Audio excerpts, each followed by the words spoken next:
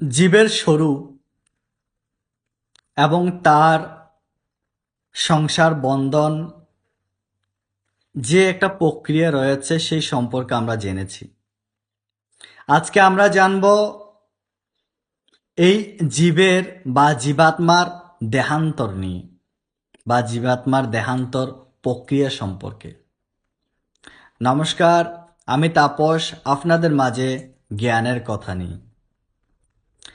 শ্রীমদ্ ভগবদ গীতার একটি শ্লোকে ভগবান বলেছেন, শরীরং যদাবাপ্নোতি ইয়াচ্ছা অপিয়ুত কামতিশ্বর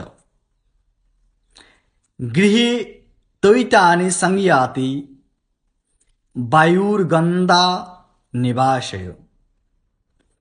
এই শ্লোকে ভগবান বলছেন, বায়ু যেমন ফুলের গন্ধ নিয়ে অন্যত্র গমন করে, তেমনি জগতে জীব এক স্থূল শরীর থেকে অন্য স্থূল শরীরে জীবনের ধারণাগুলি নিয়ে যায়।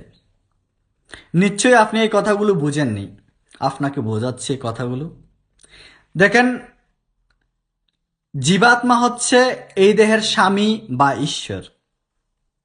এই দেহ যখন জরাজীর্ণ হয়ে যায় বা এই দেহ যখন নতুন ধারণ করে, তখন জীবাত্মা একটি দেহ থেকে আরেকটি দেহ চলে যায়। এই একটি দেহ থেকে আরেকটিতে দেহতে যাওয়ার সময় জীব মন সহ ইন্দ্রিয়গুলোকে নিয়ে গমন করে। জীবাত্মার কাজ হচ্ছে তাদের সাথেই জীবন ধারণ করা।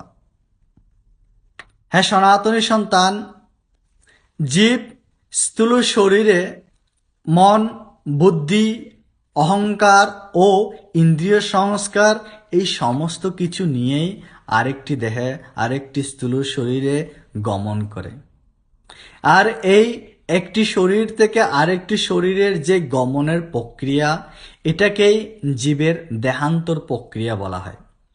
হ্যাঁ সনাতনী সন্তান, জীবের দেহান্তর প্রক্রিয়া অত্যন্ত সহজ। পূর্বে আমাদেরকে যে আরো কিছু শ্লোক রয়েছে, সেই শ্লোকে আমাদেরকে বলেছেন যে জীবাত্মা একটি দেহ থেকে অন্য একটি দেহে কিভাবে গমন করে, কেন গমন করে, কি জন্য গমন করে, এই বিষয় নিয়েও আলোচনা করা হয়েছে। যদি আপনি জানেন, আপনার মনের যদি কোনো ধরনের জিজ্ঞাসা থাকে, তাহলে অবশ্যই আপনার জিজ্ঞাসা আমার এখানে কমেন্ট করবেন। আমি আপনার জিজ্ঞাসা শান্ত করার প্রয়াস করব। নমস্কার।